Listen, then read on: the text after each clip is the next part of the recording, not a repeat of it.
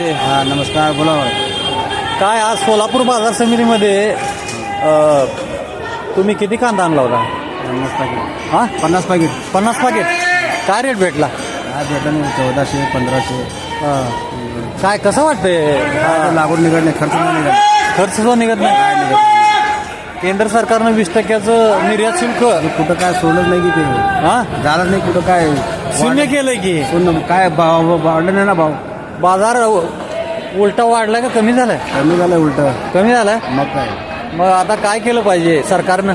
काय सरकारनं काय तर निर्णय घ्यावा शेतकरीवर.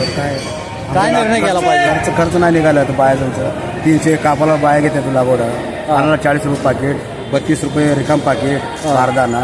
कुठं काय दर नाही तिथे. मग आता या दरामध्ये तुमचा खर्च निघत नाही. नाही निघत नाही. तर मग काय सरकारनं तुम्हाला अनुदान द्यायला पाहिजे? द्यायला पाहिजे ना.